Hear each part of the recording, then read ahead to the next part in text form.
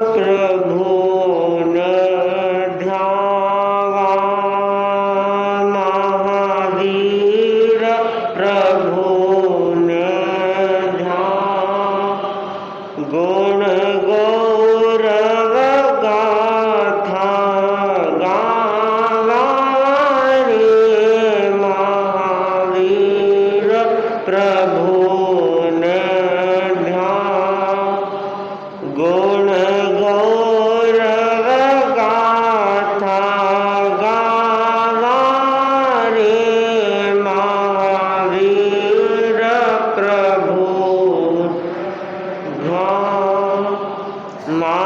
महावीर प्रभु न ध्यावा राग द्वेष विजेता प्रभुवर राग द्वेष विजेता प्रभुवर श्रद्धा शो शीश झुकावा रे महावीर प्रभु न ध्यावा श्रद्धा शो शीश झुकावा रे महावीर प्रभु न ध्यावा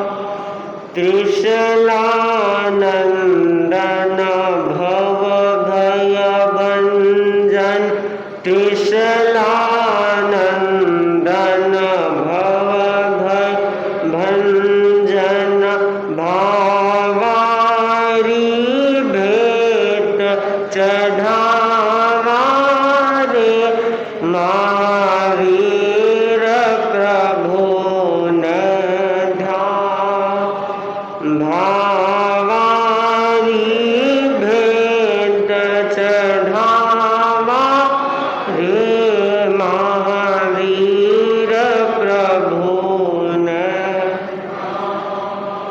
मन मंदिर में आओ प्रभुवर मन मंदिर में आओ प्रभुवर भक्ति दीप जलावा रे महावीर प्रभु न ध्यावा भक्ति दीप जलावा रे महावीर प्रभु न लाखन थे तार्या प्रभुवर लाखन थे तारा प्रभु ओ जल शिवपुर पथ पावा रे महावीर प्रभु न ध्यावा ओ जल शिवपुर पथ पावा रे महावीर प्रभु न ध्यावा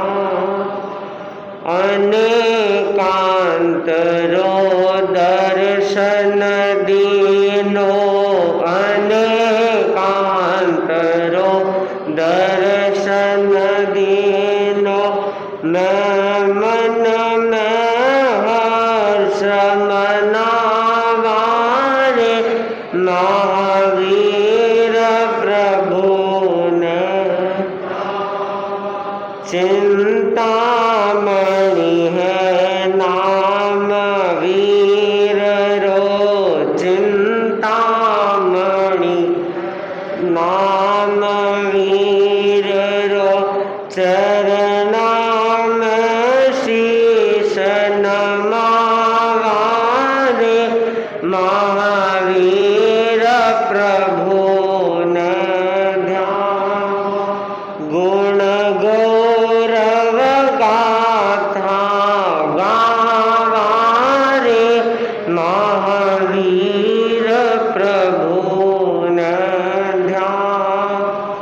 गुण गौरव गाथा गावारे महावीर प्रभु न ध्यान।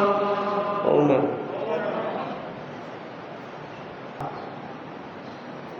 भगवान महावीर स्वामी के श्री चरणों में कोटि से वंदन। धार्मिक प्रेमी भाई और बहनों, आगम वाणी है, अपुछियो न भाषे जा भात मानस अंतरा, पिट्ठी मनसम न खाए जा माया मोसम विवज्जये, माया मोसम विवज्जये।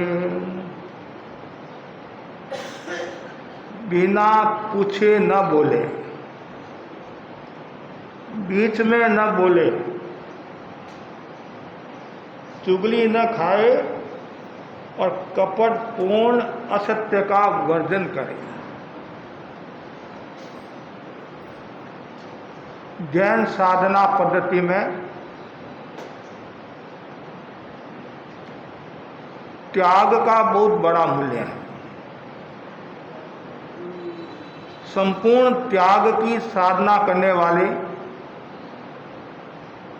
संपूर्ण पापकारी प्रवृत्ति करने का त्याग करने वाले एकमात्र साधु होते हैं। साधु बनने के बाद साधना में लग जाता है, उसके लिए विशेष निर्देश दिया गया है। मुनि को बिना पूछे नहीं बोलना चाहिए, अर्थात प्रयोजनवश बोलने में कोई बात नहीं, लेकिन बिना प्रयोजनवश पूछे बिना, गुरु आज्ञा बिना नहीं बोलना चाहिए। बहुत सुंदर बात है। बोलना जीवन का एक अभिन्न अंग है। कहाँ बोलना, कैसे बोलना, कितना बोलना, उसका भी विवेक होना चाहिए। यदि साधु को विवेक नहीं है तो कभी समस्या आ जाती है, साधना में बाधा आ जाती है और संघ की अवहेलना, जिन शासन की अवहेलना भी हो जाती है। इसलिए यहाँ बताया गया है, गुरु की आज्ञा के बिना, मुनि को बिना पूछे नहीं बोलना चाहिए। मतलब जो गुरु है उनको पूछकर ही बोलना चाहिए कि मैं ये बात कहूँ या नहीं कहूँ। फिर दूसरी बात बताई है कि बीच में न बोले। गुरु बातचीत करे हैं, बड़े संत बातचीत करे हैं तो सहयोगी संत है, शिष्य है, बार बार बीच में नहीं बोलने।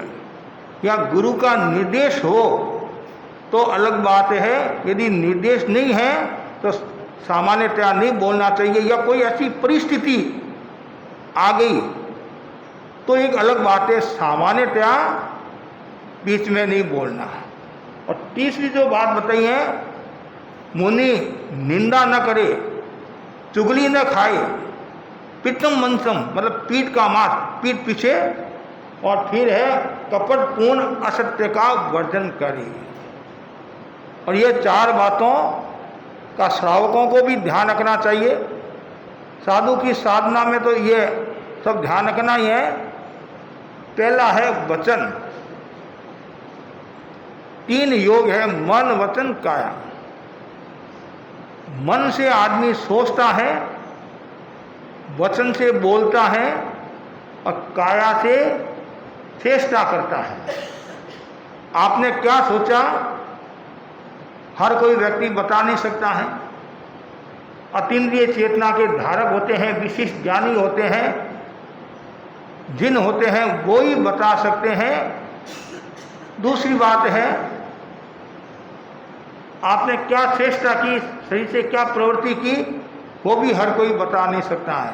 लेकिन आपने क्या बोला वह हर कोई बता सकता है। मन और काया के बीच में क्या है? वचन। क्या बोलना, इसका बहुत बड़ा मूल्य है। इसलिए कहा गया है अनावश्यक नहीं बोले। अनावश्यक नहीं बोलना ही मौन है। मौन किसको कहा गया? अनावश्यक नहीं बोलना।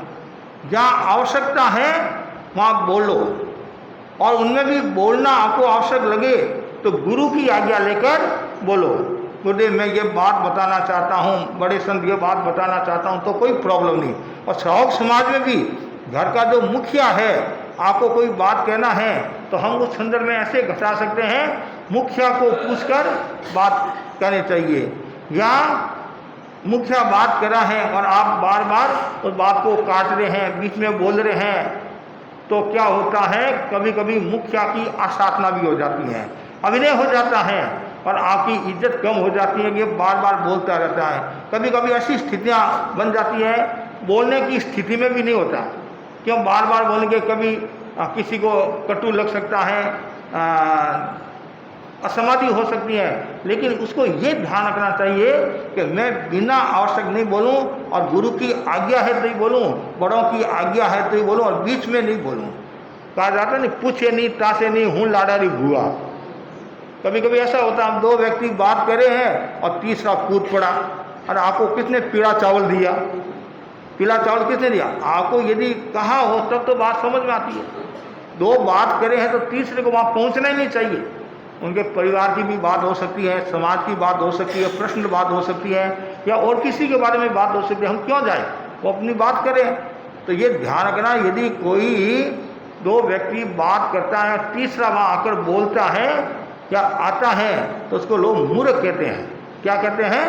मूर्ख कहते हैं। इसलिए सावधानी रखना, बोलने में विवेक रखना, बिना आज्ञा नहीं बोलना, बीच में नहीं बोलना, और जितना कम बोलोगे, अनावश्यक नहीं बोलोगे, तो आपका मूल्य बढ़ जाएगा। एक शब्द है एलर्जी और एक शब्द है एनर्जी, दो शब्द नहीं, एलर्जी और एनर्जी।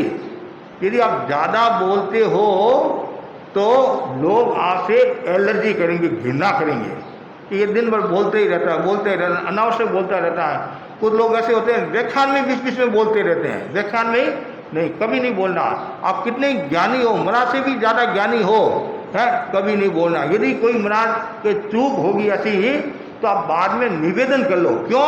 महाराज प्रवचन करे, धारा प्रवाह प्रवचन चल रहा है, बीच में डिस्टर्ब हो सकते हैं, या कोई ऐसी इमरजेंसी कोई बात है, कोई मतलब कोई ऐसा ही कोई बिंदु हो तो अलग बात है, उनमें भी आप हाथ जोड़कर मतलब अवसर हो तो, उसमें भी अवसर हो तो आप ज़्यादा बोलोगे तो लोग आपसे एलर्जी करेंगे, और कम बोलेंगे तो लोग आपसे एनर्जी पाएंगे। कितना सुंदर कहा, आप कम बोलोगे लोग भी आपसे एनर्जी पाएंगे और आपको भी एनर्जी मिलेगी। क्यों मिलेगी एनर्जी आपको? आप कम बोलोगे, कम बोलोगे तो शरीर की ऊर्जा क्षय नहीं होगी, आपको एनर्जी मिलेगी। और लोगों को भी एनर्जी कैसे मिलेगी? आपने कोई एक ऐसी बात कह दी तो सामने वाले व्यक्ति को वो बात ये लगी, तो उसका चिंतन बदल गया, उसकी भावना बदल गई, तो उनको एनर्जी मिल जाएगी।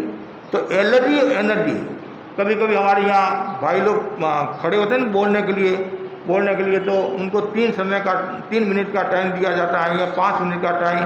वो बोलते हैं 3 मिनट में क्या होगा, 1 मिनट तो संबोधन में लग जाता है। 1 मिनट ये संबोधन आवश्यकता ही नहीं है, आवश्यकता ही नहीं है। समाज के अध्यक्ष ने, महिला मंडल के अध्यक्ष ने, वो अध्यक्ष क्या, सब सारी दुनिया जानती है। सारी दुनिया का मतलब क्षेत्र तो जानते ही है नहीं, क्षेत्र और बताने की क्या आवश्यकता है। वंदे गुरुवरम वंदे मुनिवरम समस्त श्रावक समाज, बस।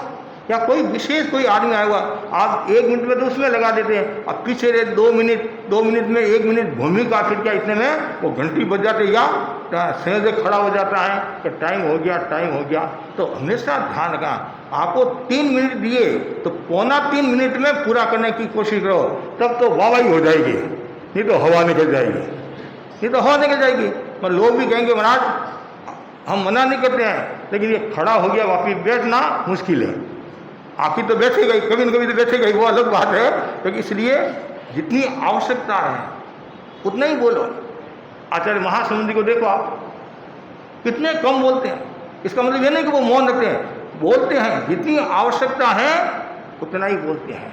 इसलिए उनके पास में कितनी एनर्जी है और कितनी संघ की सेवा करें। इसलिए ये ध्यान रखो, जो कम बोलेगा, जितनी आवश्यकता है उतना बोलता है तो वो लोग भी उनकी प्रशंसा करेंगे और उनका आदर बढ़ेगा, सम्मान बढ़ेगा। इसलिए ये ध्यान रखना। और दूसरी बात, कभी कभी क्या होता है, ज़्यादा बोलने से क्या होता है, एक तो असंयम भी बढ़ता है। क्यों? ज़्यादा बोलेगा, कभी कभी वो नमक मिर्च लगाएगा। आखिर बात क्या है? एक था राजा, एक थी रानी, दोनों मर गए, खत्म कहानी। इतनी सी तो बात है। वो विस्तार में कभी कभी क्या होता है, अतिरिक्त भी हो जाता है। जो नहीं कहने वाली बात है वो भावावेश में आकर, भावुकता में आकर कह देते हैं। कभी कभी वो असत्य भी हो जाती हैं। असत्य, इसलिए सावधानी रखना। जो कभी ऐसा ना हो जाए कि असत्य है, क्योंकि ज़्यादा बोलेगा कहीं न कहीं वो नमक मिर्च लगाएगा और कहीं न कहीं उतरती बात भी आ सकती है और कोई भी बात आ सकती है। इसलिए कम बोलो। अब कम बोलने में फायदा ही फायदा है। आप कम बोलोगे तो लोग और कहेंगे भाई 2 मिनट और बोलो, 1 मिनट और बोलो। और ज़्यादा बोलोगे नहीं तो दूसरी बार आपकी नंबर ही नहीं मिलेगा। कभी कभी ऐसा भी होता है, कभी कभी ऐसा भी होता है। इसलिए ये सावधानी, जितना कम बोलोगे उतना ही आनंद है। मतलब ऐसा कहा जाता है, एक विचारक ने लिखा है, यदि 1 घंटा बोलना है तो विशेष तैयारी करने की आवश्यकता नहीं है। आधा घंटा बोलना तो थोड़ी तैयारी है। 5 मिनट बोलना, 3 मिनट बोलना है तो कम से कम 15 दिन तक तैयारी करना चाहिए। 10 दिन, 15 दिन। क्यों? 3 मिनट में पूरी बात बताना है, पूरा सार बताना है। अब वो तो परिस्थिति देकर, यदि आपको कल ही कहा है और आज बोलना है तो 15 दिन कहाँ से होंगे? तो वो 15 घंटों में आप ऐसी तैयारी करो कि मुझे 1 घंटा में जो बात बताना था, अब मुझे वो 3 मिनट, 5 मिनट में बात बताना है। तो इतनी सारभूत बात बता दो तो सबके गले उतर जाए, सबके गले। तो कभी कभी ऐसा भी करना पड़ता है, समय थोड़ा होता है तो संक्षेप में वो सार बता देते हैं। तो ये ध्यान रखना, अनावश्यक नहीं बोलना, और कोई कहे तो ही बोलना, बिना पूछे नहीं बोलना, और साथ साथ में प्रिय बोलना, संयम के साथ बोलना, हितकर बोलना, ताकि सब लोग आपके अनुकूल हो जाए। बोलते समय यदि भाषा का संयम नहीं रहा और कटु वचन बोल दिया, आवेश में आकर गलत शब्द बोल दिया, और उस समय यदि आयुष्य का बंधन हो जाए तो सदगति की बजाय दुर्गति की संभावना बनी रहती है। एक छोटी सी कहानी आती है। माँ और बेटे के आपस में बहुत प्रेम था, खूब प्रेम था माँ और बेटे के। और एक दिन माँ ने कहा, बेटा भोजन कर ले। तो बेटा बोला, अभी मैं भोजन नहीं करूँगा, नाश्ता नहीं करूँगा, आज मेरे स्कूल में बड़ा कार्यक्रम है तो मैं जल्दी जाऊँगा और 10 बजे आकर ही मैं भोजन करूँगा, इसलिए तुम 10 बजे भोजन तैयार रखना। माँ ने कहा, कोई बात नहीं बेटा, जा। और बेटा गया। माँ ने सोचा अभी बेटा 10 बजे आएगा, भोजन सब तैयार कर लिया, भोजन तैयार कर लिया, कभी आने में उसकी देरी है तो मैं पानी लेकर आ जाऊँ। क्या लेकर आ जाऊँ? पानी लेकर आ जाऊँ। तो पुराने समय में पानी बहुत दूर से लाना होता था, बहुत दूर से पानी लाना होता था, 1-1 किलोमीटर, 2-2 किलोमीटर से पानी लाना होता था। आज तो कभी वो मशीन खराब हो जाती है और बाल्टी एक नीचे से ऊपर है, इतने में तो सांस भर जाता है और श्रीमती श्रीमान को कहती है 2 बाल्टी ऊपर चढ़ा दो, 2 बाल्टी ऊपर चढ़ा दो। तो वैसे ही वो पुराने समय में तो पानी लेने के लिए गई और वो पानी लेकर आ रही है। इतने में क्या होता है, लड़का पहले घर पर आ गया। मतलब 10 बजे का जो समय दिया हुआ था, 5-10 मिनट पहले आ गया होगा। और जैसे ही आया और माँ को देखा नहीं, उसको आवेश आया, गुस्सा आया कि मेरे को तो भूख लगी, माँ कहाँ गई है। इतने में माँ आ गई। माँ आई और बच्चा गुस्से में था, और आप जानते हैं गुस्से में पता नहीं चलता। क्रोधी, शराबी, भुल्लकड़, ये तीनों ही भाई है। क्रोधी, शराबी, भुल्लकड़ तीनों ही भाई है।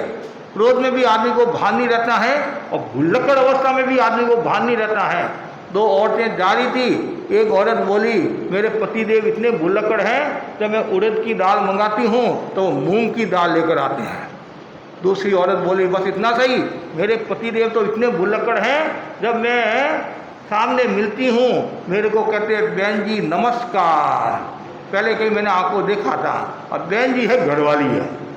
और ऐसे ही जो शराबी होते हैं, नशे में होते हैं, उनको भी कोई भान नहीं होता है, सामने पत्नी है, बेटा है, काका है, मोमा है, कुछ भी बोलने लग जाते हैं। कभी कभी तो पत्नी को भैंस भी बना देते हैं, भैंस भी बना देते हैं। तो अब इसको इतना गुस्सा आया और इतने में माँ आई और वो उसमें बच्चे को भी शांति रखना था। कोई बात नहीं, देरी होगी तो क्या फर्क पड़ता, 5 मिनट बाद में नाश्ता कल भोजन करूँगा। लेकिन जब आवेश आता है तो पता नहीं चलता है। आवेश का मतलब क्या, उस वेश में नहीं रहना, उस अवस्था में नहीं रहना। और पर्याय बदली, इतना गुस्सा आया जैसे ही माँ आई और बोला कहाँ मरी थी तुम, क्या बोला, कहाँ मरी थी। जैसे ये कहा माँ को भी गुस्सा आ गया। माँ माँ होती है, माँ को भी शांति रखना था, लेकिन जब गुस्सा आता है उस समय न माँ दिखती है न बाप दिखता है। और जैसे ये कहा कहाँ मरी थी, वो बोला क्या तुम्हारा हाथ टूटे हुए थे, छींका में रोटी पड़ी राबड़ी पड़ी खा लेता। बस दोनों बोले, उस समय दोनों के अशुभ आयुष्य का बंधन हो गया। मतलब आयुष्य का बंधन मतलब आयुष्य का बंधन हो गया, आयुष्य का बंधन हो गया, आयुष्य का बंधन हो गया। कालांतर में दोनों ही मृत्यु को प्राप्त हो गया। एक लड़की बना और एक लड़का बना, और कालांतर में योग ऐसा हुआ दोनों बड़े हुए और दोनों की सगाई हो गई, आपस में सगाई हो गई। अब लड़का बोला पिताजी को कि मैं विदेश कमाने के लिए जाऊंगा, मेरे साथी विदेश जा रहे हैं। तो बाप ने कहा बेटा विदेश जाकर क्या करेगा, एक ही तू मेरे लड़का है और मेरे पास में 7 पीढ़ी जितना धन है, इसकी कौन रक्षा करेगा, तो एक ही बेटा मत जा। तो बोला मैं मेरी एक कमाई खाऊंगा, बाप की कमाई नहीं खाऊंगा, मैं मेरे खुद पैरों पर खड़ा होऊंगा। बाप ने खूब समझा, लेकिन नटियो नेर सी तांबो देख तला। कभी कभी ऐसा होता है, मना करने के बावजूद भी आदमी नहीं समझता है। खूब समझा नहीं तो ठीक। अब वो वहाँ से रवाना हुआ साथियों के साथ। पुराने समय में जहाज, तो पानी की जहाज है, लोग ऐसे जाते रहे एक गाँव देश से दूसरे देश में, तो जहाज में बैठ कर जा रहे हैं। इतने में क्या होता है, तूफान आ गया। अलग अलग तूफान आते रहते, नहीं तूफान आते रहते हैं। और तूफान आया, उस तूफान में परिणाम ये आया, वो तूफान के कारण जहाज टूट गया। जहाज टूट गया और लोग डूबने लगे। तो उसमें से प्राय साथी सब डूब गए, मृत्यु को प्राप्त हो गए। ये एक हेन केन प्रकार बच गया, किनारे पर ही जाती और बच गया, बाहर आ गया। अब अकेला वहाँ कोई दूसरा तो है नहीं, और इधर उधर देख रहा है, अब कौन मेरे को बचाने वाला, कौन बचाने वाला। इतने में क्या होता है, एक नगरी नजर आई और इतने में एक युवक भी आ गया और पूछा ये नगरी का क्या नाम है, कि ये उज्जैनी नगरी है। जैसे ही उज्जैनी नगरी कहा, वो बोला यहाँ तो मेरा ससुराल है। उसकी सगाई, मतलब उसको पता था यहाँ मेरी सगाई हुई है। लड़की को नहीं देखा था। आज का ज़माना नहीं था है।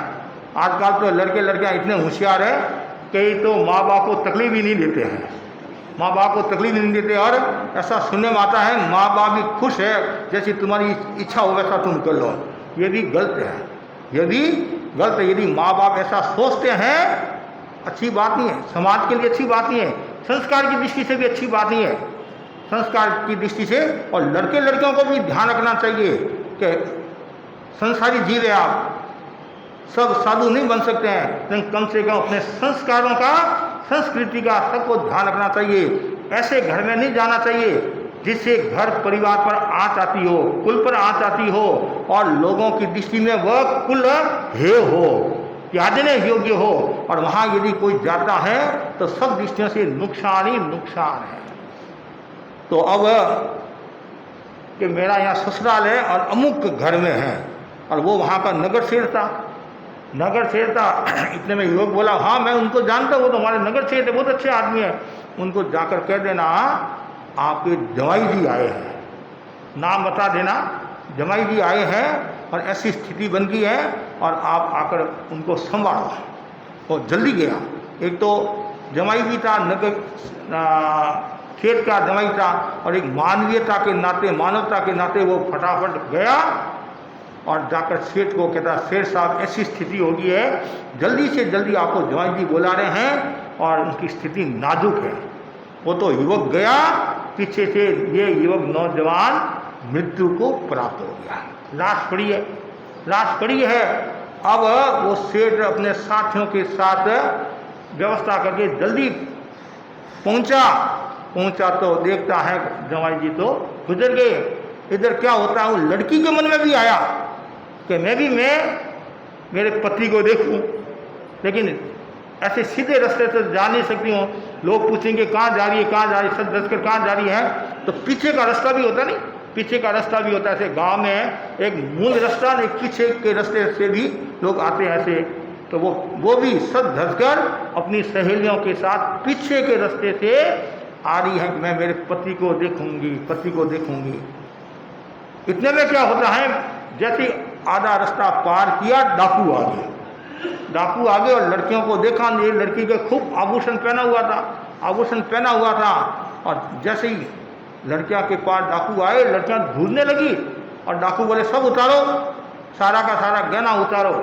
वहाँ और तो कोई मुकाबला करने वाला था नहीं, कोई कहने वाला नहीं था, सब छोटी छोटी लड़कियां थी, और सारा गहना उतारा, और हाथ में जो पहना हुआ कंगन बोलते नहीं, वो निकल नहीं रहा था, तो डाकुओं को न दया न कुछ, और दोनों हाथ काट कर लेकर चले गए। दोनों हाथ काटे और लड़की नीचे गिर पड़ी, खून दे रहा है, और लड़कियां और डर गई। धन गया तो कोई बात नहीं, लेकिन साथ में दोनों हाथ चले गए। अब इधर क्या होता है, वो सेठ था नहीं, सेठ उन्हें सोचा अब घटना तो घट गई, और सीधे रास्ते से मुझे नहीं जाना है, ऊपर वाले रास्ते से जाना है। ऊपर वाले रास्ते से, तो ऊपर वाले रास्ते से लाश को लेकर आ रहे हैं, और जैसे वो नजदीक आ रहे हैं और लड़कियां ने देखा सेठ आ रहे हैं, लड़कियां और ढूंढने लगी और डरने लगी, और सेठ क्या कहेंगे, और सेठ नजदीक आया, ये लड़कियां तो मेरी बेटी की सहेलियां हैं, यहाँ क्यों खड़ी, क्या बात है। आगे जाकर देखते हैं कि लड़की ऐसे पड़ी है, ये क्या हुआ है। सारी बात सुनी, सेठ ने सोचा जो होना वो हो गया, कर्मों की गति विचित्र है, और लड़की को लेकर आए।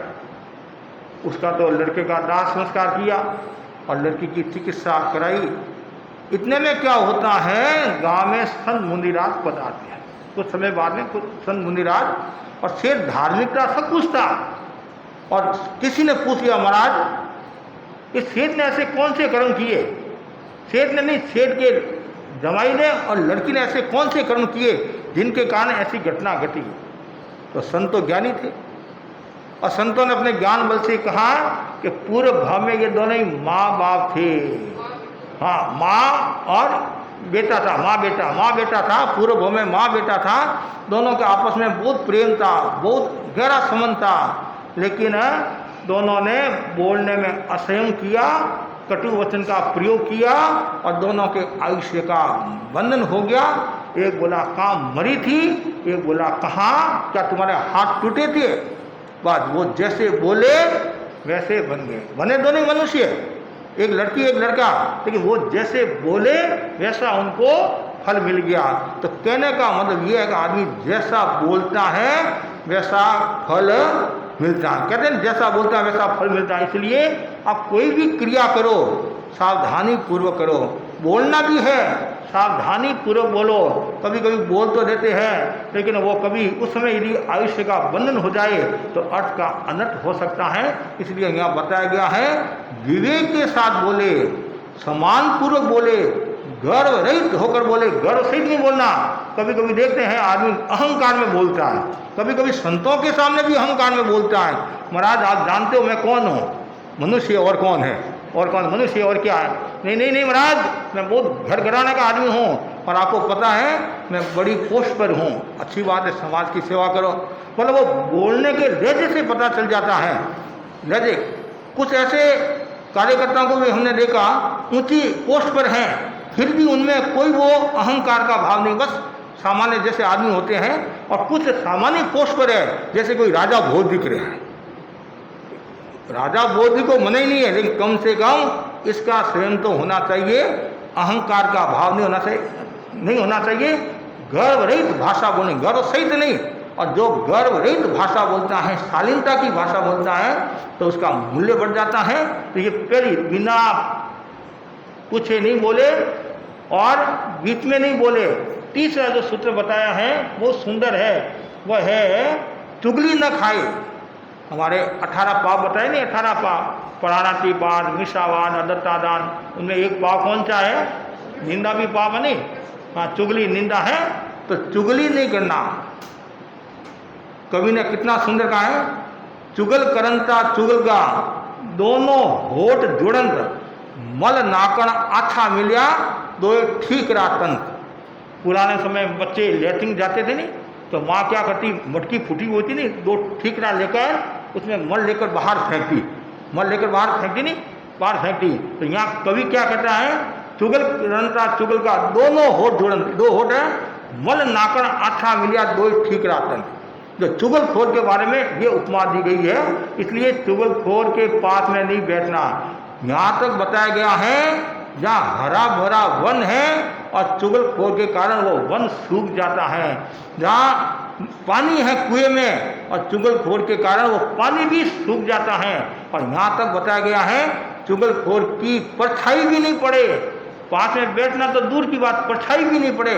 ऐसा ज्ञानी जन कहते हैं चुगली नहीं करना, निंदा नहीं करना, निंदा महापाप है। क्या है, चाहे साधु हो श्रावक हो, छद्मस्त है, कभी मन में आ जाता है, लेकिन प्रायश्चित करके शुद्ध हो जाना चाहिए। यदि ऐसा कार्य हुआ हो तो कभी भी चुगली नहीं करना। चुगली करने का मतलब है आप ये सोचते हैं कि ये किसी को कहेगा नहीं, अरे तुम्हारे पेट में बात नहीं खटी तो इसके पेट में कैसे बात खटेगी। कभी कभी बहन है, एक भाई बोली सहेली को, देख मैं तुम्हारे को एक ऐसी बात बता रही हूँ, आज दिन तक तुम्हारे को किसी ने नहीं बताई होगी और ऐसी तुमने कभी बात सुनी भी नहीं होगी, लेकिन ध्यान रखना तुम किसी को कहना मत। मैं जो तुम्हारे को बात बता रही हूँ किसी को कहना मत, तू मेरी पक्की सहेली है इसलिए मैं तुम्हारे को कह रही हूँ, तुम्हारे को पता है ऐसी ऐसी घटना हुई है। ठीक है, कुछ दिनों के बाद में क्या होता है, जिसने जिसको बताया नहीं उसने अपनी सहेली को बताया, किसी को बताना मत, बहुत गहरी बात बता रही हूँ। ऐसे करते करते लास्ट में वापस किसके पास में वो बात आई, जिसने फर्स्ट में जिसने जिसको कही थी तो उसके पास में वो बात आ गई। फिर उसके मन में आया कि मेरे खुद के पेट में नहीं खटी तो दूसरों के पेट में कैसे खटेगी। तो इसलिए किसी को कहना है तो सावधानी पूर्वक, चुगली निंदा का भाव नहीं आए, और निंदा से महामोहनीय कर्म का बंधन होता है। और कभी कभी चुगली और निंदा में डूबा हुआ साधक हो, कोई भी हो, दृष्टिकोण भी गलत हो जाता है और कभी कभी सम्यक्त्व की हानि हो जाती है, धर्म की हानि हो जाती है और व्यक्ति अधर्म में चला जाता है। और चौथी जो बात बताई वो सुंदर बात बताई है, और कपटपूर्ण असत्य का वर्जन करे। एक तो कपट करता है और साथ में असत्य का, कपटपूर्ण असत्य का वर्जन, जैसे माया मिर्षा आता नहीं, माया मिर्षा शब्द आता है 18 पाप में, एक मायावी और असत्य दोनों का वर्जन करे। माया भी खतरनाक है और असत्य भी खतरनाक है। ये दोनों से जो दूर रहता है वो अपनी साधना को निर्मल करता है, साधना को पवित्र बनाता है। और जो माया में डूबा हुआ रहता है वो कभी भी साधना में सफल नहीं हो सकता है। इसलिए कहा गया है एक माया 1000 सत्यों को नष्ट कर देती है, एक माया 1000 सत्यों को नष्ट कर देती हैं। और मायावी आदमी दुर्गति को प्राप्त होता है, तिरस्क गति को प्राप्त होता है। और ऐसा भी कहा जाता है कुत्ते की पूंछ को 12 वर्ष तक घोंगड़ी में रखा, किस लिए रखा कि ये सीधी हो जाए, और 12 वर्ष के बाद में उसको निकाली तो टेढ़ी की टेढ़ी थी। तो कुछ लोग ऐसे होते हैं उसको कितना ही समझाओ और टेढ़े के टेढ़े ही रहते हैं, और उनको माया करना तो करना ही है, फिर उनको ये पता नहीं है कि आगे मेरी गति क्या होगी, गति क्या होगी। जो व्यक्ति माया करता है और छल करता है, कपट करता है, तो उसकी आत्मा मलिन हो जाती है, चिकने कर्मों का बंधन होता है, अविश्वास बढ़ता है और आदमी भी आपकी इज्जत नहीं करते हैं। क्यों माया करें, हमारे को मिलता क्या, माया करने से मिलता क्या। हाँ जरूर है, माया करने से मिलता क्या, मिलता है कर्मों का बंधन, दुर्गति का निमंत्रण मिलता है आपको, और क्या, दुर्गति का निमंत्रण मिलता है। और जो मायावी आदमी है वो नरक या तिरस्क में जाएगा, देवलोक में और मनुष्य में जाने की संभावना नहीं है। संभावना नहीं, क्यों, वहाँ तिरस्क गति में पैदा होने के 4 कारण बताए, उनमें एक कारण कौन सा, माया है, माया है नहीं माया, इसलिए माया नहीं करना। ये माया का जो संबंध है वो मोहनीय कर्म के साथ जुड़ा हुआ, किसके साथ में, मोहनीय कर्म। जहाँ राग देश का भाव होता है वहाँ व्यक्ति के भीतर में ये माया का भाव आता है। क्रोध और मान इतने खतरनाक नहीं है जितनी खतरनाक है माया और लोभ, ये दोनों खतरनाक है। आदमी लोभ क्यों करता है? लोभ क्यों करता है? माया के कारण लोभ करता है। माया के कारण लोभ करता है तो जहाँ असत प्रवृत्ति होती है, छल कपट होता है, तो हमारी साधना में बाधा आती है। और हमारे बड़े संत मोहनलाल जी स्वामी फरमाते थे, मुख मीठा खोटा हिया मुठे जीवा पास ता जीवा ने जान दो निश्चय नरकावार। मुख मीठा, ऊपर तो बहुत मीठा बोलता है, इतना मीठा बोलता है, इतना मीठा बोलता है कि इसके जैसा कोई व्यक्ति नहीं है। पहले आएगा इतना मीठा बोला, महाराज महाराज महाराज, ऐसे हाथ करेगा, ऐसे ऐसे करेगा। हाँ देखो मच्छर आता नहीं, मच्छर आता है, वो पहले कान के पास आता, कान के वहाँ मुँह, और जैसे कोई संदेश देकर गया और फिर पैर आता है और दंश मारकर भाग जाता है। तो वैसे ही जो चुगलखोर होते हैं उनकी यही स्थिति है। आचार्य महासमुद्र जी फरमाते हैं तो जहाँ चुगलखोर होंगे तो वहाँ माया का भाव भी आएगा, असत्य का भाव भी आएगा। तो जहाँ माया असत्य है वहाँ साधना में भी बाधा है। तो आदमी बहुत मीठा बोला, मुख मीठा, इतना मीठा बोलता है, मुख मीठा खोटा हिया। और हिया कौन सा है? खोटा है, खोटा, मुख मीठा खोटा हिया गूंथे जीवा पार, वो मतलब गूंथता रहता है, ऐसे नहीं ऐसे नहीं ऐसे नहीं। आप ये नहीं जानते, आप ये सोचते मैं दूसरों को बेवकूफ़ बना रहा हूँ, लेकिन आप खुद अपनी आत्मा को नुकसान पहुँचा रहे हैं। और कभी न कभी पाप का घड़ा फूटेगा ही फूटेगा। पाप छिपाया ना छिपे, छिपे तो मोटा भाग, दाबी डूबी ना रही रुई लपेटी आग। कभी न कभी पाप का घड़ा फूटेगा। क्यों माया करे, क्यों छल करे, क्यों समाज को अंधेरे में रखे? कभी कभी ऐसा होता है समाज को भी अंधेरे में रख देते हैं। आपके सामने कोई बात कहते हैं और आपके सामने कोई बात कहते हैं कि इस बार ऐसा करना है और इस बार ऐसा करना है, कि ठीक ऐसा, और थोड़ी देर के बाद में सारा खेल ही बदल जाता है, खेल ही बदल जाता है। ये क्या, क्यों माया करें? हमारे को क्या मिल रहा है? कोई राष्ट्रपति का पद मिल रहा है, कोई प्रधानमंत्री का पद मिल रहा है, कुछ मिलने वाला नहीं है। कर्मों के बंधन के अलावा कुछ मिलने वाला नहीं है। और परिवार से दूर हो जाते हैं। कभी कभी हम सोचते हैं समाज से जुड़ता क्यों नहीं है, समाज से जुड़ता क्यों नहीं है? इनके अनेक बिंदु, एक बिंदु नहीं, अनेक बिंदु नहीं जुड़ने के एक बड़ा कारण है समाज की अव्यवस्था। समाज की अव्यवस्था के कारण जो सभा संस्था है वो अपने कर्तव्य का कम ध्यान देती हैं और कभी कभी वो पावर में आ जाती हैं और फिर ऐसे शब्दों का प्रयोग कर लेता है या कर लेती हैं और समाज से दूर हो जाता है, व्यक्ति समाज से दूर हो जाता है। इसका मतलब ये नहीं है सामने वाले व्यक्ति की गलती हो सकती है, दोनों तरफ से गलती हो सकती है, लेकिन कभी कभी सोचते हैं साधु संतों से परिवार इतने दूर नहीं होते जितने परिवार समाज से दूर होते हैं। इसलिए साधु संतों को कितनी मेहनत करनी पड़ती है। एक परिवार यदि टूट जाता है, एक परिवार टूटता है, वो एक परिवार नहीं टूटता है, न जाने कितने परिवारों को वो नुकसान पहुंचाता है।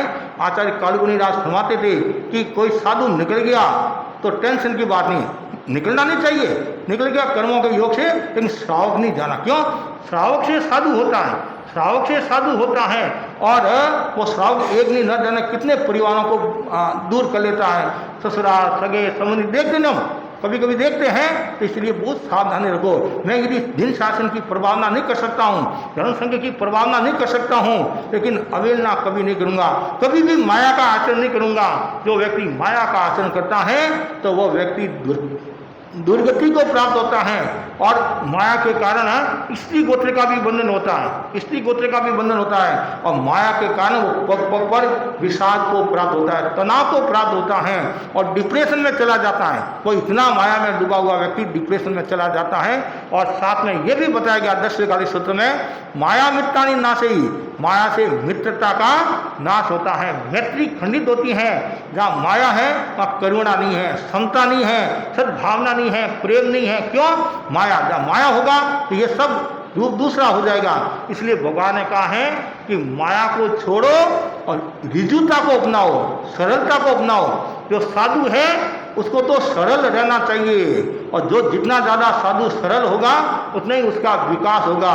तो गौतम स्वामी ने भगवान महावीर से प्रश्न किया कि भंते धर्म का निवास कहाँ होता है? तो भगवान ने कहा जिसका हृदय शुद्ध होता है, मतलब वहाँ धर्म का निवास होता है। वहाँ का धर्म का निवास, हृदय शुद्ध का मतलब जिसकी आत्मा निर्मल है, पवित्र है और ऋजु है, वहाँ धर्म का निवास होता है। इसलिए जहाँ कपट है वहाँ धर्म का निवास नहीं होता है। इसलिए व्यक्ति को कपट छोड़ना चाहिए। कपट और रपट कहते नहीं, कपट और रपट मतलब कहते नहीं। शुद्धि किसकी होती है? जो सरल होता है उसकी शुद्धि होती है, बुद्धिमान की शुद्धि नहीं होती है। तो बुद्धिमान के साथ यदि वो सरल है तो शुद्धि होगी। इसलिए बुद्धि की शुद्धि करना जरूरी है। कहते नहीं, आचार्य महासमुद्र जी फरमाते हैं बुद्धि की शुद्धि करना जरूरी है। आज पढ़े लिखे लोग तो बहुत है, लेकिन साथ में सरलता है कि नहीं है, विनम्रता है या नहीं है, करुणा मैत्री सद्भावना है या नहीं। तो जहाँ ये माया है वहाँ मित्रता नहीं है, मैत्री नहीं है। इसलिए आवश्यकता है माया को छोड़े और ऐसे ही असत्य को छोड़े। जहाँ असत्य होगा वहाँ भगवान का निवास नहीं है। जहाँ असत्य है वहाँ मन वचन काया भी आपके पवित्र नहीं होंगे। क्यों?